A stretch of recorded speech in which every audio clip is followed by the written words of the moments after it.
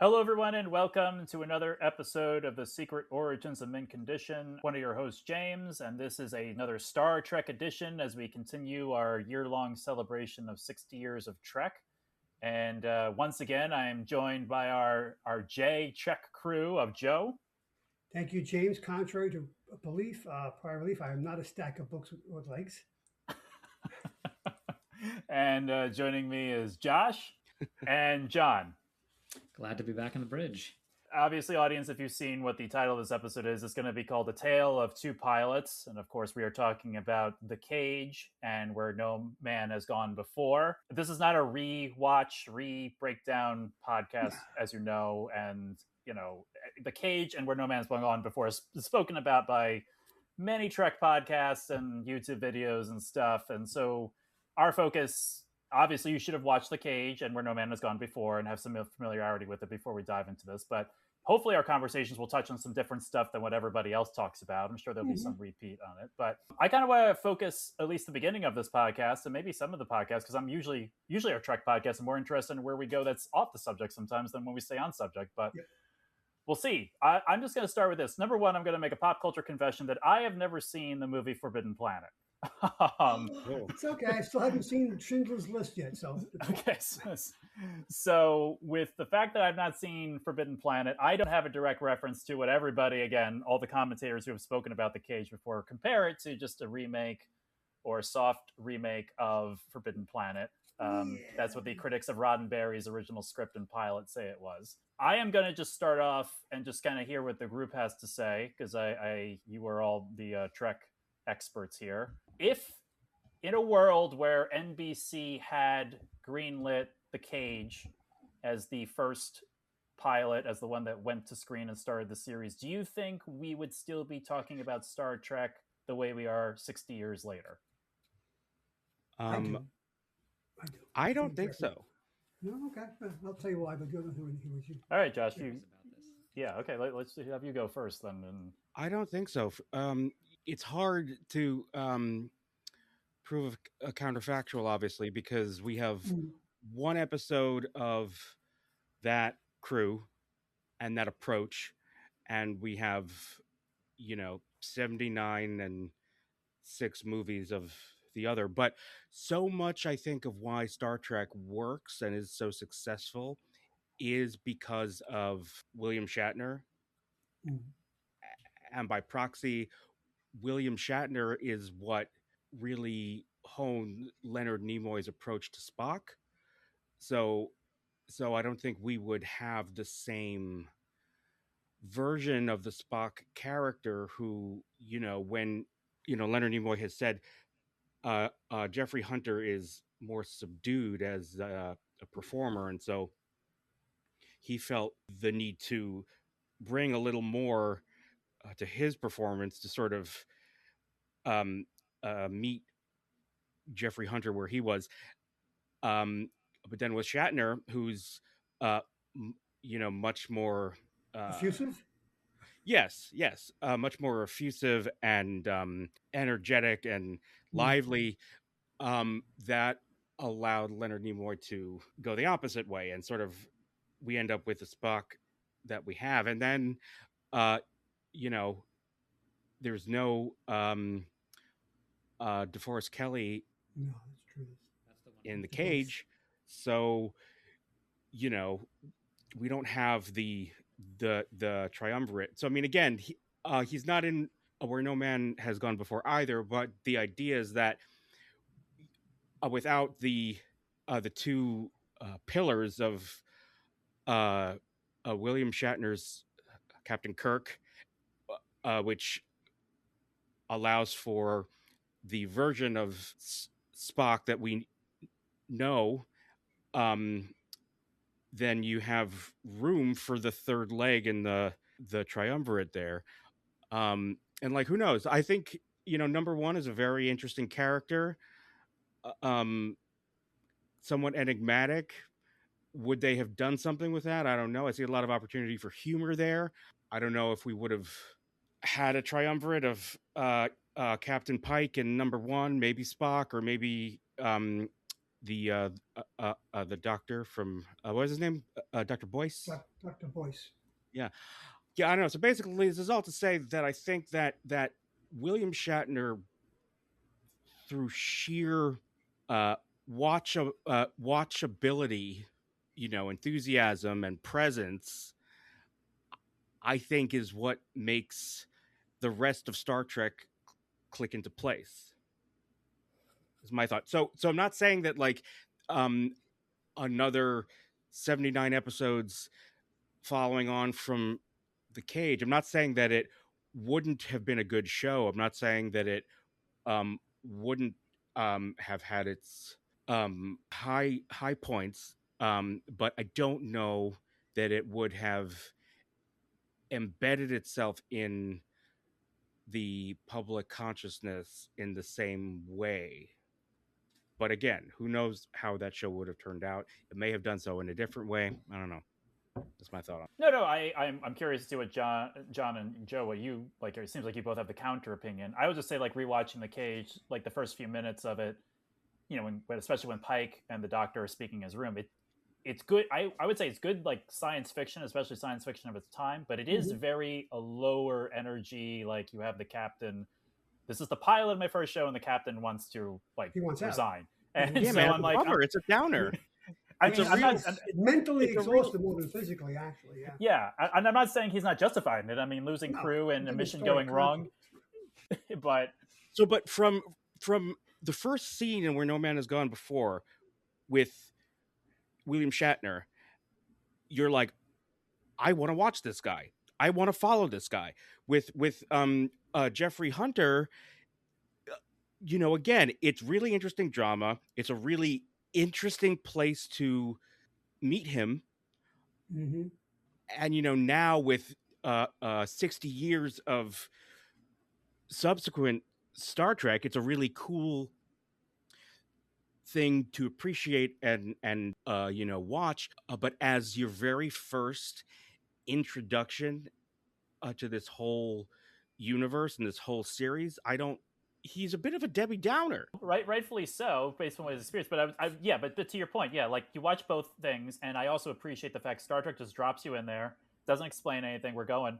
But of the two, that I like. Yes, the Kirk, like, sort of outmaneuvering Spock in chess is much more interesting, at least in terms of I want to go on a journey. Than I do want to go through both journeys, but as a first episode, it's an easier to go on the journey with the two guys who are playing chess than the guy who's having an existential crisis. But John, or Joe, like, I'm curious, what's your, I guess, counterpoint to? Well, I did say that I thought it would go on, but as usual, when I hear Josh refute me, he usually wins me over. But I will say that, and this, I hope this isn't heresy to you guys or to other people listening. Jeffrey Hunter was the better actor. I mean, he had prior. William Shatner had been acting for a long time, so they're both very good actors, but they were different. They were different type of actors. And I think Josh, you're right. I think they could have probably gone there 3 years with Hunter. Unfortunately, Hunter did pass away though in 1969. So had he been cast as Captain Kirk, that could have been it. There would have been any movies with him as Captain Kirk for after that. I guess, Josh, you're right. I didn't take in the fact that the Kirk factor beyond just the actor William Shatner. I know we meet him when he's down, and the very thing he's trying to escape from, which is the responsibility and the cloyingness of his job and the decisions he has to make, who will live and who will die, is the very thing he has to face in the cage. And the doctor says, either you take life on, you take it on, or all its foibles and faults, or you die. And when you put a man in a cage, we see he rises to the occasion, and he fights his way out. So I thought, as a story, that's a good story, but maybe it's not a story to launch an entire franchise from. So yeah, I definitely see Josh's point. So, John, where do you land with the? I love Josh's appropriate use of the word proving a counterfactual. I'm trying to get into my alternate reality mindset here. I think that from the standpoint of the captain, Kirk comes out of the gate with a more accessible, fun, sort of traditional, for lack of a better term, cowboy captain.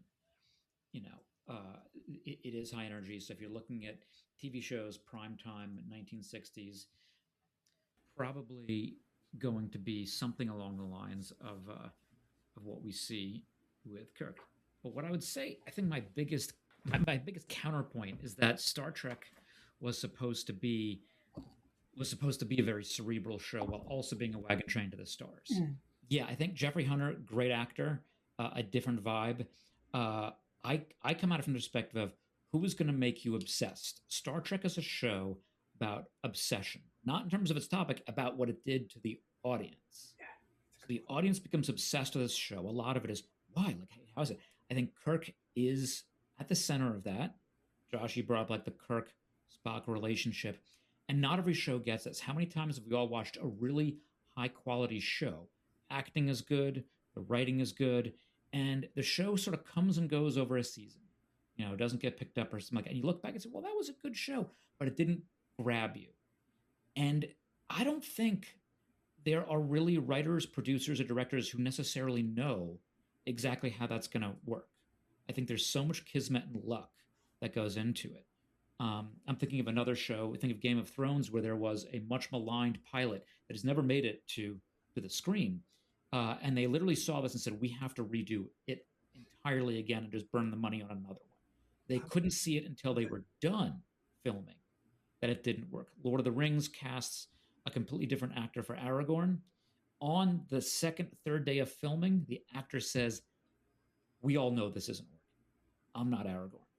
And they bring Viggo Mortensen and fly him over to start filming immediately, and he reads the books on the flight over. But they wouldn't say, like, well, these are the people we've cast. This is a good thing. I think this is sort of the same thing, is that it looks like a very competent cast, a very, very competent writing. The Cage is an excellent written episode, which gives you adventure and cerebral sci-fi all in one. So it's a good episode. But it didn't have that extra quality, was just subtly missing. And I would bring up that even though we're discussing the two episodes where DeForest Kelley is not yet taking on his role of McCoy, these episodes actually show us why he was as integral to this series as anybody else. I think that the Doctor in The Cage, played by John Hoyt, was his name? Yeah. And I feel like I've seen him, you have. through these older actor, as was the actor in Where No Man. Paul Fix was in 1,000 Westerns before Star Trek. That's exactly what I think He was the marshal and rifleman. Okay. And that relationship between the Doctor and the Captain is this really profound, deep relationship that you get right off the bat, which I feel is very common in the way that accessible masculinity was portrayed in the 60s in many ways. Was because here you have a captain talking about his problems to a trusted confidant. So you saw that there was a deep friendship there. That's really good storytelling, again, and also very important. But it didn't leave you with a sense of, adventure in the same way. And it didn't leave you with quite the same sarcastic humor that later came in with McCoy. So William Shatner brought in the cowboy. McCoy brings you back to earth, if you will, back to the ground, with his sarcasm, calling out Spock and calling out Kirk all the time. And while he was trusted by both of them, he wasn't necessarily in the role of a confidant. He was, again, still the trusted country doctor. I thought that the Doctor in Where No Man Has Gone Before came off as like this very competent doctor. Dr. Mark Piper. Very good, but didn't jump out at you. And how do you know? How do you know until you almost see the audience's reaction to that? Because otherwise you could look at these guys and say, well, they're very good at their job. They're very good at portraying this character that I've written. And there you have it. And to give the counterexample of how you just don't know, Gene Roddenberry, 20 some odd years later, adamantly opposed to bringing Patrick Stewart onto the show, leading to a very cold relationship with them for at least the first year of the show. And the studio and the producers overrode Roddenberry completely. And it really angered, it was really contentious. He was convinced that Patrick Stewart was not the person. And he had reasons that on paper actually look very correct. like, oh yeah, Roddenberry's gonna be right. This is not gonna work. Other people saw something else. Now, they both could have been right. Only the audiences could tell. So in our sort of like retroactive history, I think that I lean more to the side that yeah, Jeffrey Hunter, great, but the way it came off, at least for that first episode, we didn't get to see where he would have gone with that character. Mm. It doesn't have that quality that I think would lead to the fan obsession that developed over just the first year of the original series, and that's what you're looking for. It's sort of like being a headhunter when you're trying to hire for any job position, including actor or casting director. How do you know? Well, some people are better at it than others, but sometimes it's just a little bit of luck and magic that puts it all together. And we got that by, I guess, officially episode 3, when the crew comes together. And really, I mean, the entire crew isn't together until the second season, as just waiting for them. So we sort of get these things that, looking back, makes perfect sense that, oh, well, this is who it should have been all along. But if it hadn't been for one thing or another, the network balking, somebody not being available at the time, there you go. So I think we more so just got, it's one of those faded twists that, yeah, with William Shatner, with DeForest Kelley, it really ended up working. Something I would love to think about with this, though, is they took the same nature of Jeffrey Hunter's Captain Pike, that same notion of an existential crisis. They just put it in a different part of his life. And they launched Strange New Worlds with that, with great success. But that's because that wasn't our introduction to Captain Pike. Right. Captain Pike, as far as the current timeline, we get the recut Cage in the Menagerie as a first season episode. And then we're reintroduced to Captain Pike on the second season of Discovery. And he is very much a Captain Kirk-like figure. He's sort of like, if we had to recast Captain Kirk, that's actually who we imagine. The irony is that now he has another Captain Kirk to deal with in the show, which is kind of amazing. And he was this very warm, exciting, supportive captain, coming in to what had been a fairly dark show in its first season. I feel like he brought a lot of light to Discovery. And he faces his future, faces what we know will happen because of the Menagerie and his seeming death or seeming complete disablement, and gets that existential crisis at the beginning of Strange New Worlds. So he sort of got the best of both worlds, pun intended, that we got to start with the adventurous, upbeat captain. We then get to start another show with the existential crisis, and both are compelling, both really, really work well. I don't know if that would have been as compelling a show in the 1960s to just watch a captain be like, do I really want to be here? Do I not want to be here? If you want to get an audience, I think you got to be like, I want to be here. And then you can explore the other notions. You can take it away from him. You can give him that crisis and do that. So an interesting story, but maybe not the way to launch a show. But again, I don't think, compared to other pilots, I think this was still a really good pilot. I think we just got lucky in that we got it recast. I'll say that I do think I would really have liked to see the Star Trek original series general show with number 1. Yeah. I think that would have been so compelling as a notion, watching a captain flip some of the narratives around the roles of the characters, of who is supposed to be warm versus not warm. The notion that if you're a woman, you have to be warm. And number 1 was an incredibly strong, I wouldn't say cold, but was just a very strong, effective executive officer. To see that against maybe a little lighter captain would have been a really interesting play. I mean, I can't say how it would have ever turned out if you took Captain Kirk with number 1 there, and then Spock as a science officer. I think that would have changed the triumvirate, as it were. But what an interesting idea. You might have lost McCoy, though, if you'd done that. You might not have had McCoy. Right. Yeah, because I don't think it would have worked as a 4. No. No. And she was taking on some of the Vulcan qualities in that pilot.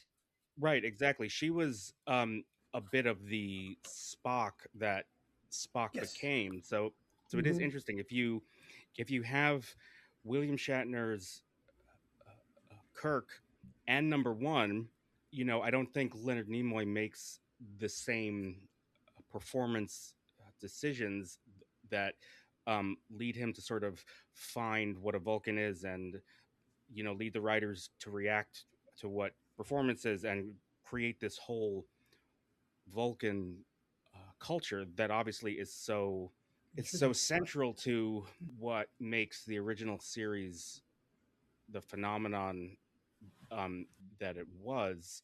The dual nature of Spock, how he's caught between two worlds. He has his human half, and he's living among humans, and he has his Vulcan half, and he doesn't quite fit neatly in either one, as sort of the outsider, the one who doesn't fit in.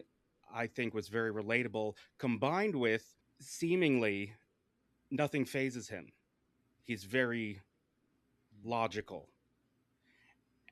and he's always the voice of reason, the voice of rationality. He can make it through hard, challenging things, and I think that that's also a very appealing character for a lot of people to, you know, fixate on.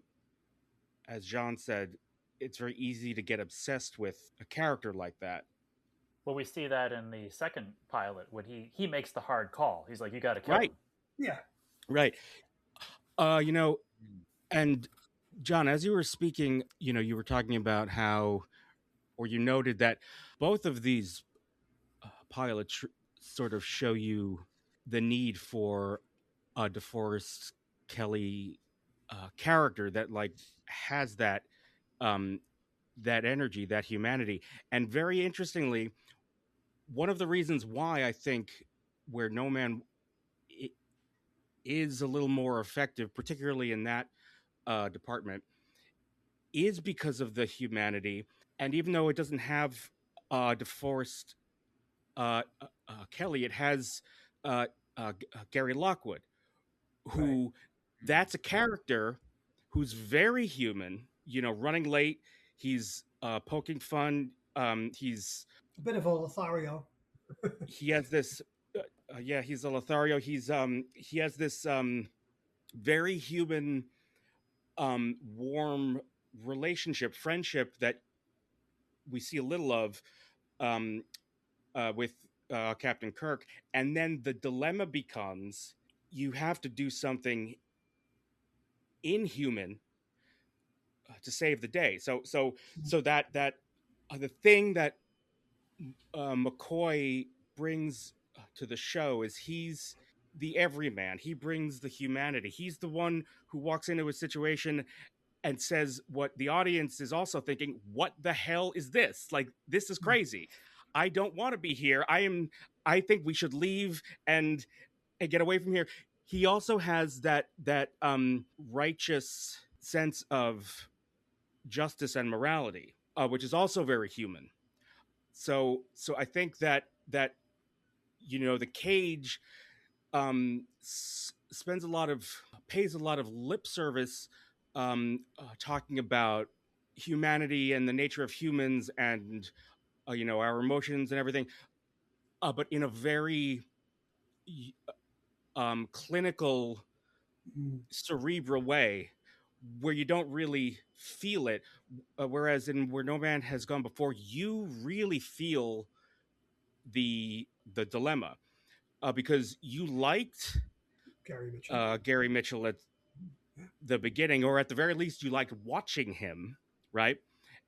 And then now all of a sudden you also like Captain Kirk, and now all of a sudden this character you like is in a position where he has to kill his best friend.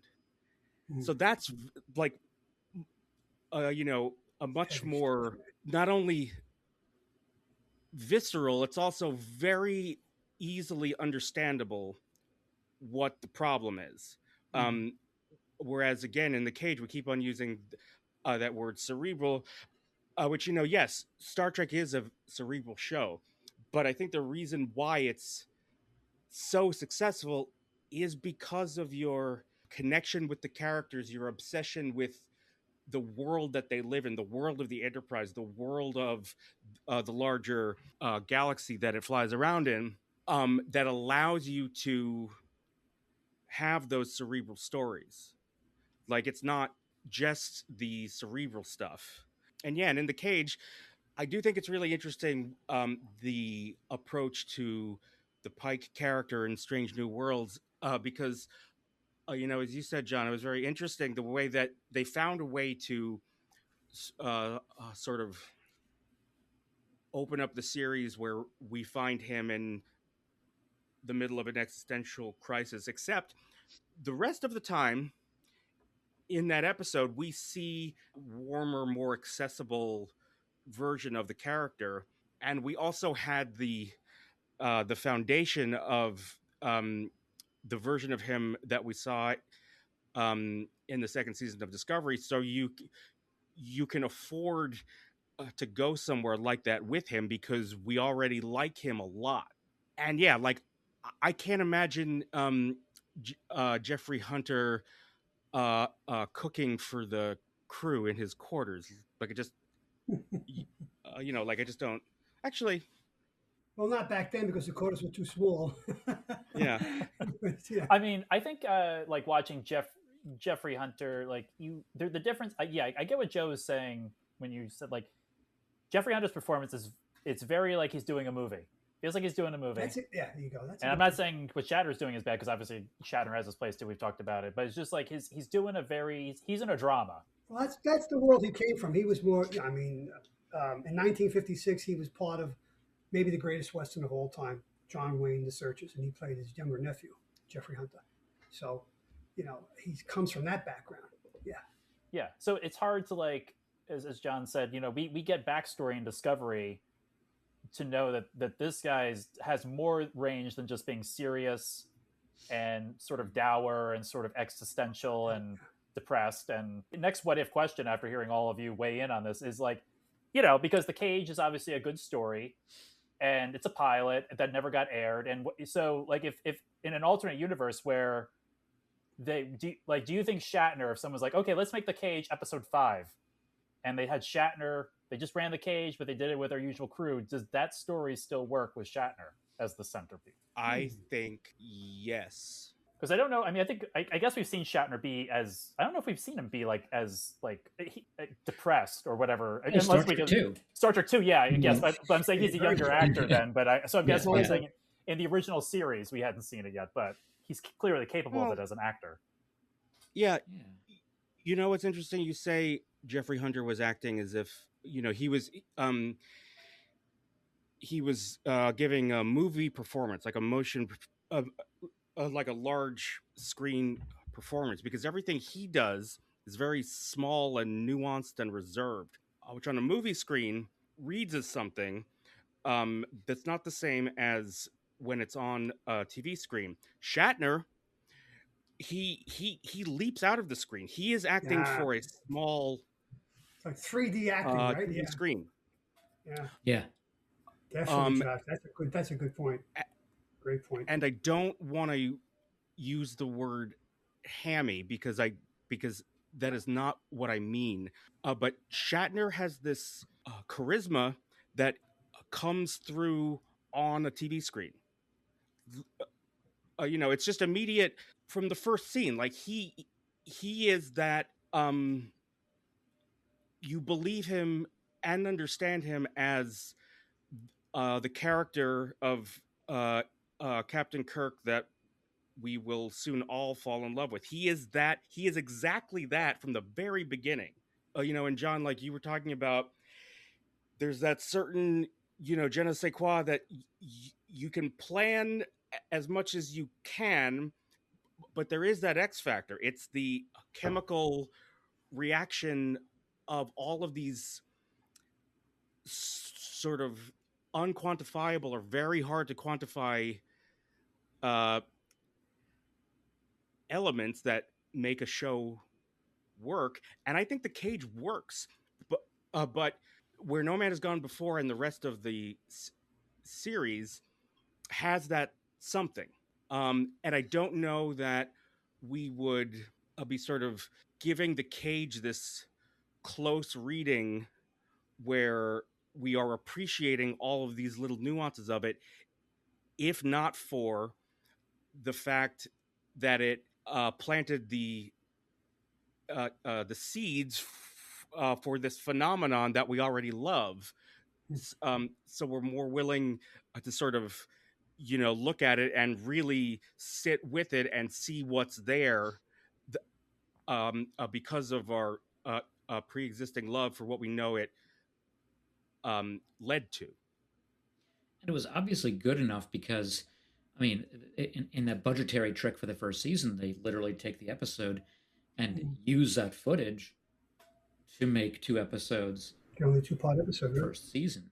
So it wasn't like, even if you weren't a fan of this episode, let's say, as far as the premiere goes, it was good TV, it was good science fiction. But you're right, the X factor, and going back to like how random that can be, I think it's like people talk about luck in life and showing up. You do the best you can, you be really confident, and you bring the best skill set to the job, whether it's bringing the right cast together, whatever. And then you need a little bit of luck, because Roddenberry got it wrong with Patrick Stewart, but he was the one pushing from the beginning to get DeForest Kelley in as a doctor and was told no, but he knew that he was going to make him the doctor if the series got greenlit. So 2 pilots are made, which was unprecedented back then. He still knows he's going to bring DeForest Kelley. So he got it right that time, because he had that. Doesn't mean you're right every time, but thank goodness he actually did push through with that, because that's where it all worked. So there's a lot of kismet when it comes to how these shows sort of shake out. And sometimes when you are given the opportunity to film something and then see what works, I gave the examples earlier where just sort of like even mid-production, you can say like, we got to change it. But as far as the episode goes, I think that Where No Man Has Gone Before is in many ways it is a fun episode. It's a decent episode. It's by no means one of the best. I think that as science fiction goes, I think that if you took the general plot line of The Cage, and I don't know if you brought the other cast into it, would it have been another good episode of Star Trek? Probably. In the original run, I think that Where No Man Has Gone Before was serving a very distinct purpose. It needed to get network executive approval, so they add in the fist fight. Yep. Something that later on in Star Trek you'd think, well, yeah, they do that with the aliens all the time, and it's a very big thing. But like, and I know it was because, okay, well, the energy beam gave him psychic powers and drove him insane. But the studio just said, no, we need a fist fight between 2 of the main characters. We just need that, because that's what gets people's blood pumping, and that's what people want to see on TV. Coming very much from a Western background, and the Westerns and shows like that. So did that become the necessity for the show? Well, we have, the Kirk and Gorn battle, a lot of the, the double fist hits to the back type combat that goes throughout. Kirk and Khan. Right? Yeah. So you have a lot of that. But is that what we go back and think of that made Star Trek great? I think it's what made it accessible and what made it work for the time to get it on TV, and maybe to make it check off those boxes that audience. But that's not itself one of the enduring factors. People don't go back and say, well, what stands out about Star Trek is the fact that Captain Kirk was always getting into fist fights with people. Like, that's not one of... Yeah. There's where it was, but that wasn't like the defining, it was a component of it overall. So it's really interesting to see how all this evolved and changed, but you got to do what you got to do for the times. Yeah. You got to get past the network executives. We've talked about other shows where they had to work on the executives and then, almost deceive them to get something on the air. So, that I could tell you stories about a couple of shows about deceiving, how to get things on. MASH did it a couple of times. Maude did it a couple of times. The thing that the execs and the sponsors didn't want, they put it in multiple times in the script, and they said, well, how about instead of saying that word 15 times, you only say it twice. And let's talk about the biggest switcheroo that came as a result of this, of Roddenberry, I wouldn't say deceive, but basically, tricking the network or forcing them to do something that they never would have done otherwise. He really made it clear that for the series, once it was in production, that the trade-off for denying him, number one, where they said outright there will not be a woman XO, and I believe that was largely a studio mandatory note. His compromise was bringing in Lieutenant Uhura, and he sort of downplayed what that character's role would be on the show. Oh, a communications officer, they hadn't had that yet in the pilot, in the original pilot. Wasn't really something. And he stealthily created a character portrayed by an African American actress who was the first to be in a position of not just in the main shot of the show, but to be in a position of actual authority. That's where he sort of deceived the network. No, a communications officer, but in reality, when he wrote it out, well, that's number 4 or 5 ranked in the ship, and regularly the other crew members are on missions doing this, doing that. So there are numerous scenes throughout the original series where Lieutenant Uhura is in the captain's chair in command of the Enterprise. That's something that there's a trade-off. He lost having number 1, but got to create something else that I imagine the network never would have approved, especially if they knew that was coming down the road. But once it was done, once that was out of the gate, it's extraordinary that happened, and what a change. We do know from a lot of stories now that Roddenberry was great at telling the story with him being at the center of it. Oh yeah. And we definitely see with Next Gen and other shows how shows like this are often at their best when they're not just beholden to an unrelenting vision of just one person, that they're sort of forced to collaborate with their actors and everybody else. And that's why this is a weird evolution to see, because Where No Man Has Gone Before also isn't yet the Star Trek that we know. It's not there yet. And it wasn't written by Roddenberry. No, it was written by Samuel Peebles, right. Noted science fiction writer. Yeah, that's a good point. Yeah, it was still evolving.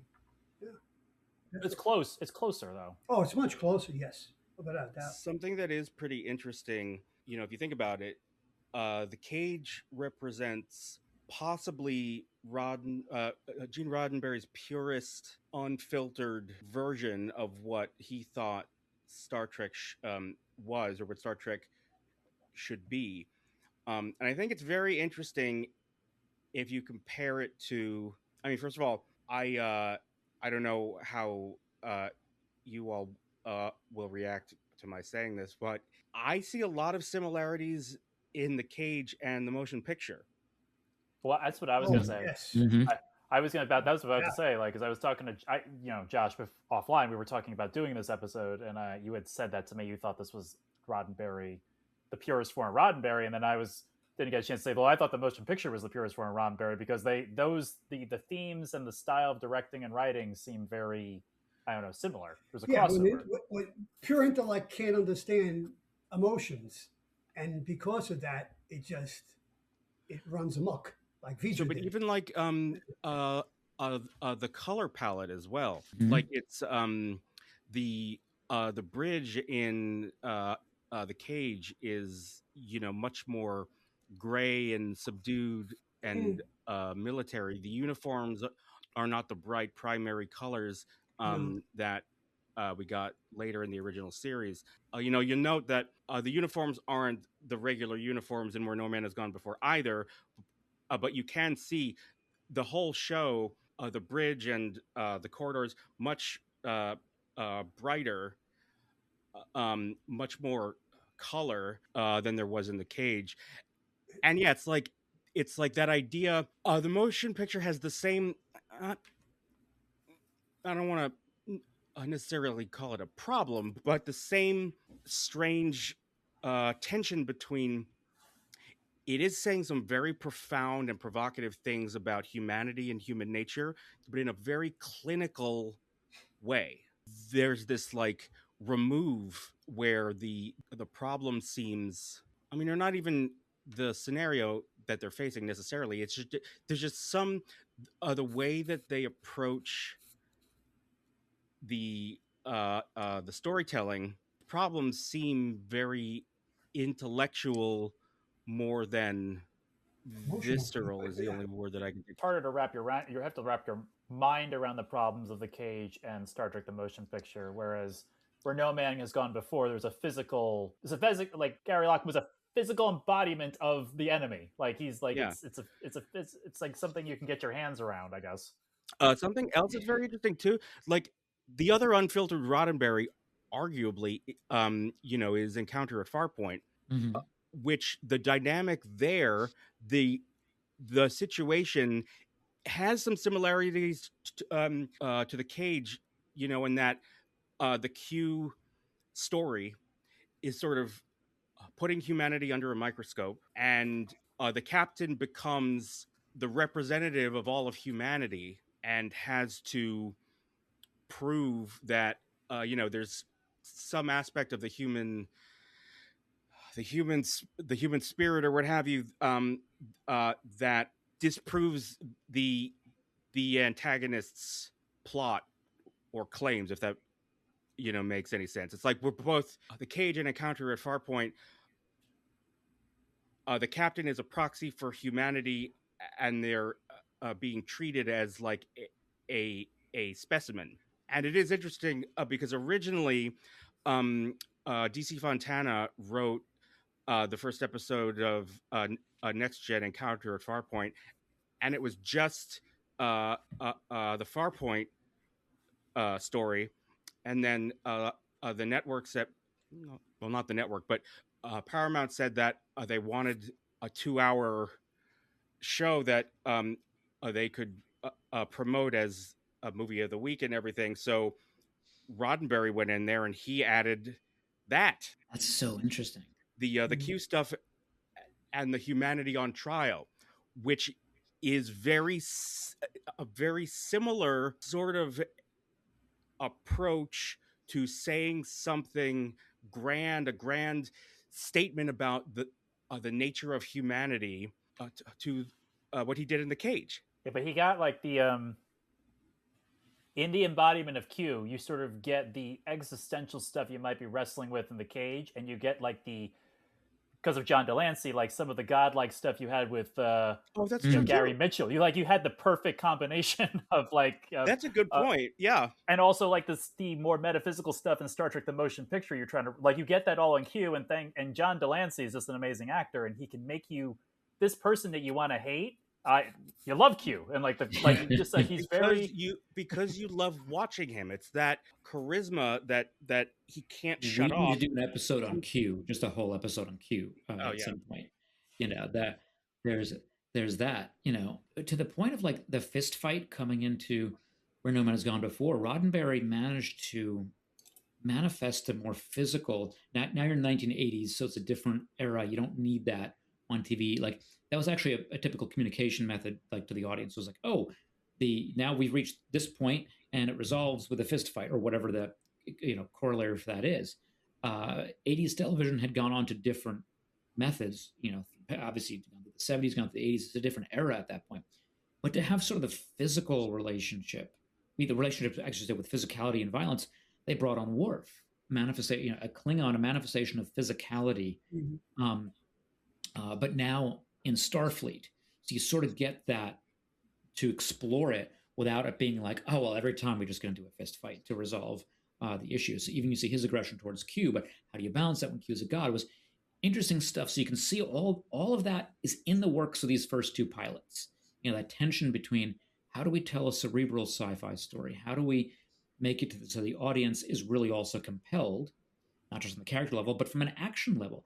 Roddenberry doesn't seem to write the episodes that are particularly action oriented. I don't think that's his personal interest. You look at how the movies go, and the less Roddenberry is involved, it seems there is a little more action. He famously did not even like Star Trek VI. He was in ill health at that point, so he wasn't terribly involved with the production at the level he otherwise would have been.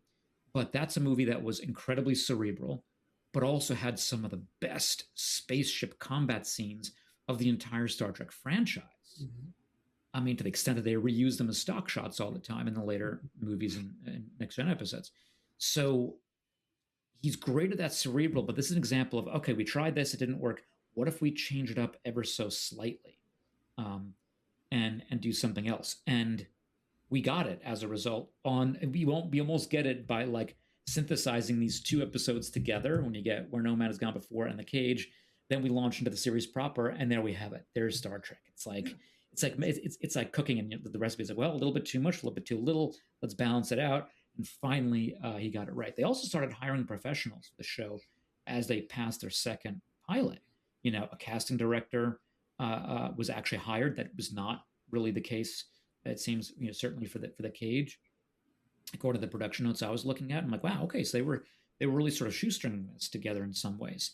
So it's watching a process of how did it become what it was, and something that, like, I sort of want to ask the question of everybody, before we go, like, I'd obviously started Star Trek not chronologically. I wasn't around when the show started, so I wasn't watching it from this point.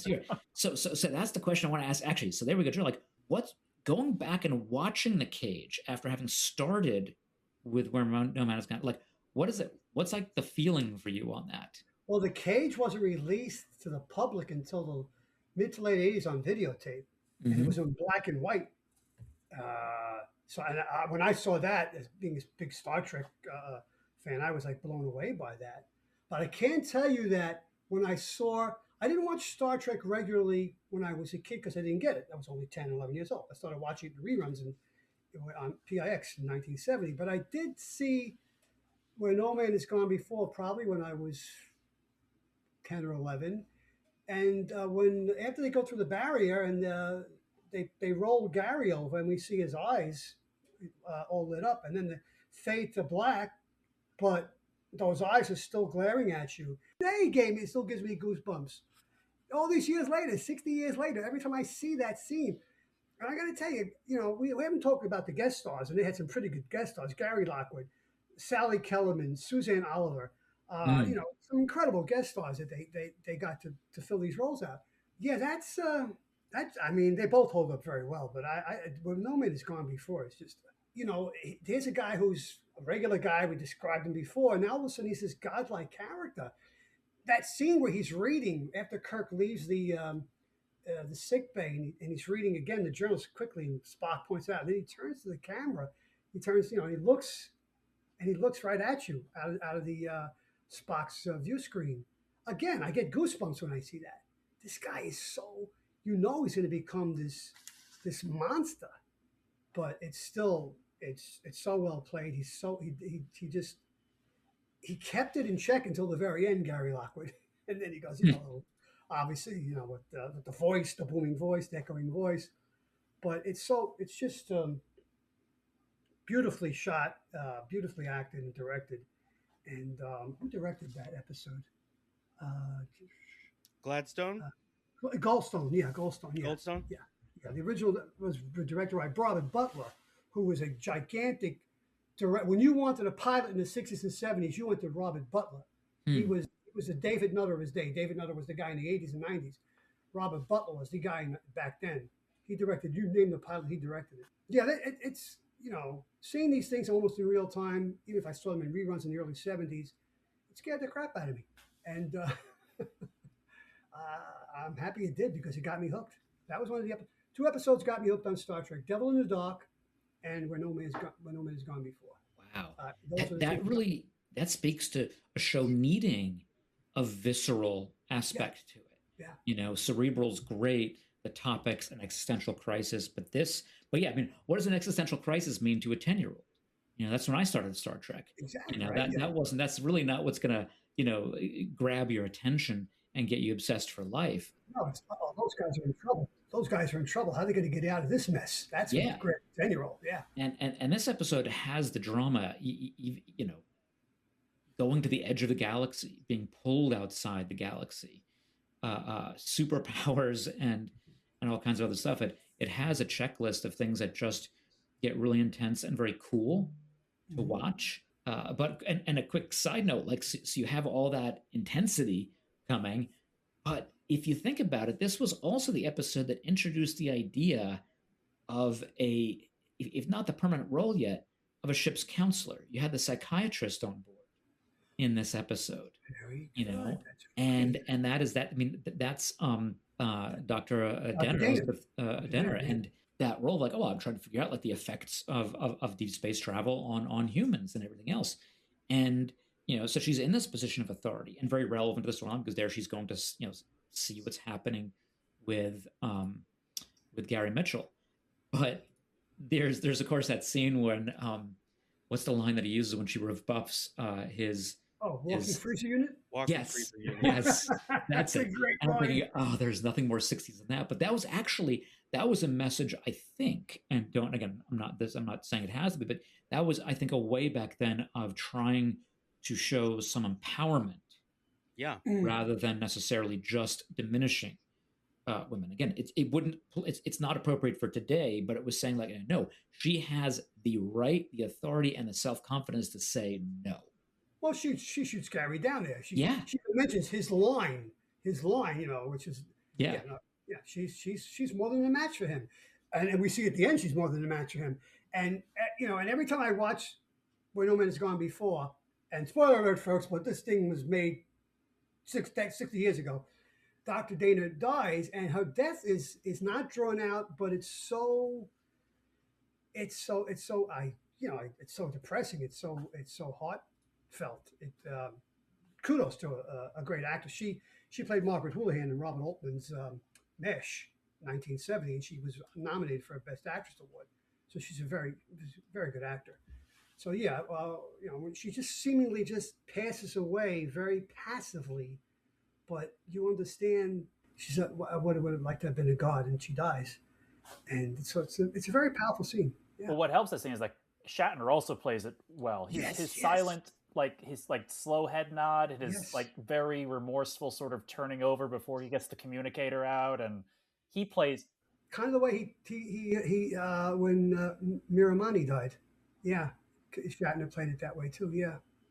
Because I just want to go back to you because you have a because of friend of the show Michael Jan Friedman's books, you have a great love for not Gary Lockwood, but for Gary Mitchell. But I have to say, like, I'm just curious, like, where do you put this episode? Like, I know John said it's not like the quintessential Trek, but for you, where do you? Well, I mean, obviously, City on the Edge Forever, Mira Mira, Paradise Syndrome. Those are my favorite episodes. Tribbles and a piece of the action. But this is got to be in the top 10. Yeah, without that. I just have to say with this episode, I think, and to Josh, what you were saying earlier, and we were all like, this was like Gary Lockwood really, and Shatner, like, the thing I got from this, like, I automatically think they're friends. I know they're friends. Yeah. I know they're friends with a long history. Yeah. Like, there's good chemistry there. It's only a 48 minute long thing, and I'm like, oh, these people have had, like, Michael Jan Friedman wrote 3 books on their friendship. Like, I get it. I get the whole thing. My brothers keep a trilogy, which I highly recommend to anybody who loves Where No Man Has Gone Before. Fantastic novels by Michael Jan Friedman. And it's a good, like, I guess maybe it's because, I mean, we know lots, again, what we said, like, there's a lot of hearsay, this and that, but, Gary, they jockey almost for position of out acting each other, I feel like, almost. Mm-hmm. They're both very hard to not watch, and they're both very charismatic, and they're both doing different things, and they somehow manage to meet each other's level where neither one, the confrontation of them feels real from a friendship point. It doesn't feel real from a competitive acting point when I was watching it. So that's why they were perfect for that story. It's like the story was written for those two actors because they're two characters who are friends, but also they're competitive with each other. And then to have one become a god, what bigger challenge is that to a friendship, to an interaction like that? And all of a sudden, oh, you're competitive, but now they're like exploring that. And then the regret and the loss that happens from that. Like, no, it was like actors writing, it all comes together and works in that. Joshua, you said about Shatner, like, no, like he knew how to act. And Joe, as you pointed out, like for the small screen. I was thinking about how like people do that where they bring an actor from another medium in and there's some growing pains, and sometimes it works and sometimes it doesn't, and the transition from one screen to another is difficult. Theater, that Patrick Stewart, again, in his brilliant autobiography, talks about having to learn so much and adapt himself, especially even as the seasons went on. It wasn't just a one season process. How to take that amazing life experience of Shakespearean acting on the stage, bring it onto this, but somehow make that work. You can't just do what you were always doing. And to have Shatner, of all people, say, because this is one of the things, if you check out Memory Alpha's commentary on it, say that when he viewed The Cage, when he says to Roddenberry, is that, it just seems that everybody is overacting it. is somewhat, I don't want to say ironic, a little bit, but it's funny because he thinks it's from that. Now I understand what he says because of what you said, Josh. He's thinking of it in the sense of the big screen. Jeffrey Hunter is overacting by relying on these incredibly small details. That's incredible acting. You have to be really good at acting to do that. But you might miss it on 12 inches was your average screen back then. It's just funny to hear Shatner saying, like, oh, they overacted. He knew how to overact it in a very different way to bring it to the small screen. And then, of course, after these 2 episodes is when the color really pops. Yeah. Because it's a big, part of the marketing for color. But you see, like, that's the thing about these episodes. It's Star Trek becoming Star Trek. Yes. And we all freak out when something out of the gate, especially when it's part of a franchise, isn't immediately something that we didn't even know we needed. There's a new show out right now as we record this. Star Trek Starfleet Academy is out and is a new show. 1 episode in, it gets lambasted, and there's a lot of complexity behind that. We could do an episode on that, certainly. We will. But it's the idea that, like, if you don't nail it on your first episode, get everything flawless, and maybe that's the streaming era or other things that were hypersensitive to that, it's like, well, it's over. We're done. No, this was a process of 2 pilots, and then when they sort of mesh together and then they start a general show, it becomes what we all know and love. But if you were to just dismiss it out of hand because of 1 episode, you never would have gotten anything else. It needs to grow. It needs time to find its footing. The actors, the writers, everybody needs time to create something. Next Generation season 1 had a lot of missteps. A lot of missteps. Yes. Yeah, there's 24 episodes in that, and half of them are good. But there's maybe 12 that's being generous. Half of them are good. That's being generous. Well, Joe, I know you got your dinner time, so I'll bring this episode in to the landing dock. But it's really been great. Like I always, like, as Joe, as you said, like when Josh and John, when you guys start talking, it's like I get so many different thoughts open in my mind to the different Trek episodes we're talking Star Trek forever. Not just Trek, but usually anything we're talking about this. I'm always your opinions on it really broaden my mind about, like, what we're talking about. And sometimes when I think about one way after I hear you guys talk about it, I have a different opinion about it. So, but I could not have obviously done this episode without the rest of the bridge crew. So thank you very much, Joe. Thank you, James. It's always a pleasure to talk about Trek. Yep. Thank you, John. Glad to be here. And thank you, Josh. I believe there's hope for you after all, Mr. Spock. Listening audience, if you've enjoyed this look back at the cage and where no man has gone before, we'd love to hear from you, so you can put your thoughts in any comment sections that are available to how you're listening to this. If you're interested in joining our Discord, you can reach out to us at secretorigins.mc@gmail.com, where we're talking about a whole bunch of things in there. And we thank you for listening, and we will talk to you on the next episode.